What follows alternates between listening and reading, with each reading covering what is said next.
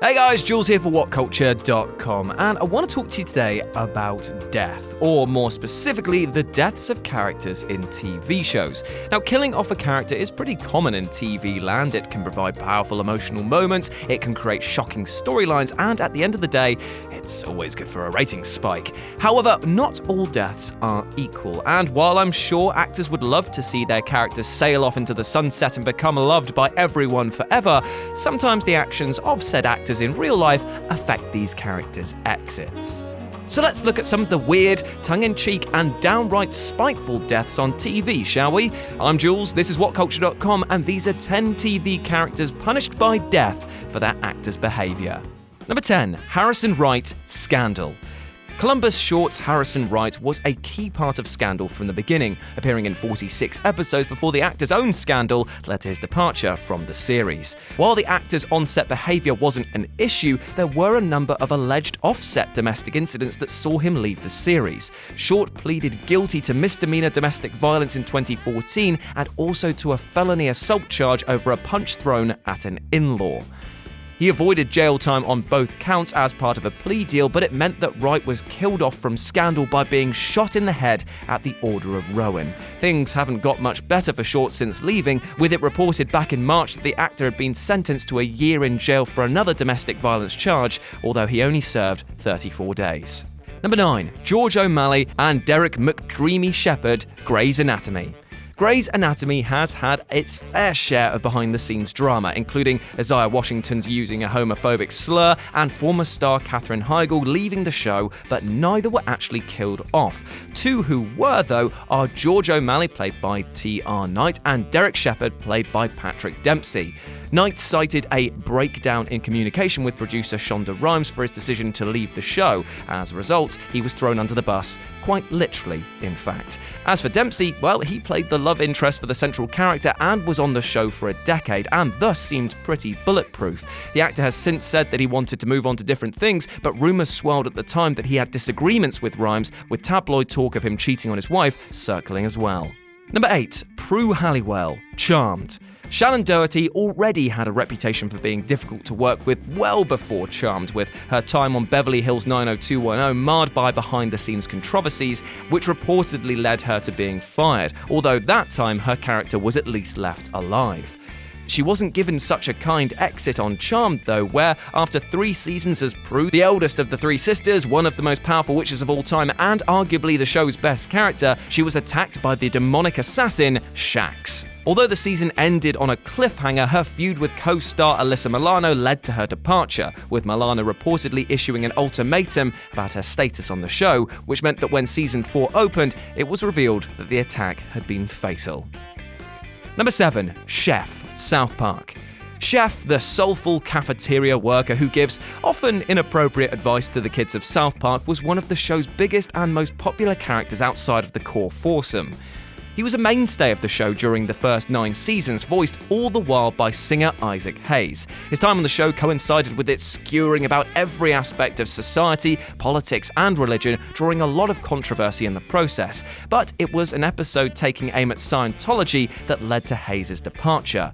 After the episode Trapped in the Closet, he issued this statement saying, "There is a place in the world for satire, but there is a time when satire ends and intolerance and bigotry towards religious beliefs of others begins." The creators, Trey Parker and Matt Stone, weren't too happy with this, especially as he hadn't complained any time before that, and Hayes was released from his contract as requested. His character, however, made one appearance in season 10, where he's turned into a paedophile and then killed when a bridge he's crossing is struck by lightning, causing him to fall to his death before having his corpse mutilated and defecated on by animals. Nice. Number 6. Edie Britt, Desperate Housewives.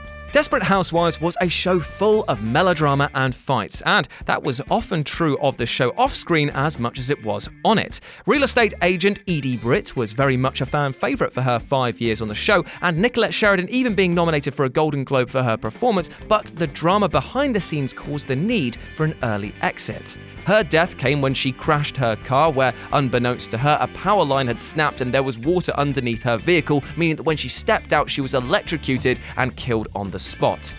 The reason was that Sheridan was reportedly quite difficult to work with, but more specifically clashed with creator Mark Cherry, culminating in the actress filing a $20 million lawsuit against him in 2010 for assault, wrongful termination, gender violence, discrimination, and intentional infliction of emotional distress. Cherry claimed that it was just a light tap on the head, and all of Sheridan's claims were eventually dismissed in court. Number 5.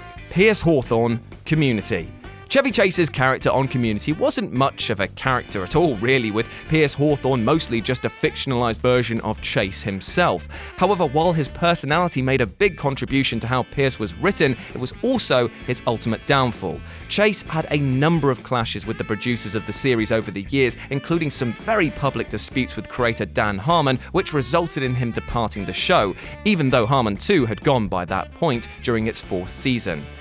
When Harmon returned, he cleared up what happened to Pierce, with Shirley revealing that he had a heart attack and passed away. Number 4. Martin Riggs, Lethal Weapon. Fox's Lethal Weapon TV series was thrown into turmoil when, after just 2 seasons, Clayne Crawford was dismissed from the show.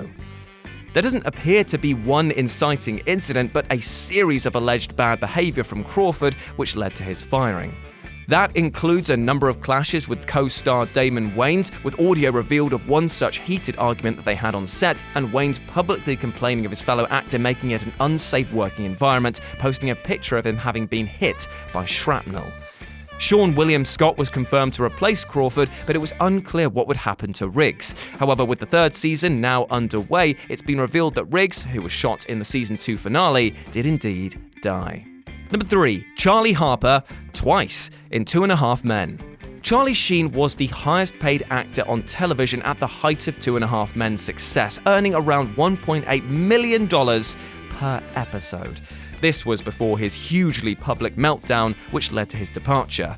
The show was placed on hiatus in 2011, while Sheen underwent a substance rehabilitation program, but not long after his contract was terminated after making derogatory remarks about creator Chuck Lorre. It was after his dismissal that Sheen went on to make claims of having tiger blood and being a warlock, but in show he was killed off rather unceremoniously with his character Charlie Harper struck by a train in Paris. It's retconned in the series finale, however, when it turns out that he was alive the whole time and locked in Rose's basement, only for him to escape, ring Alan's doorbell, and then have a piano dropped on him, killing him a second time. It was as ridiculous as it sounds.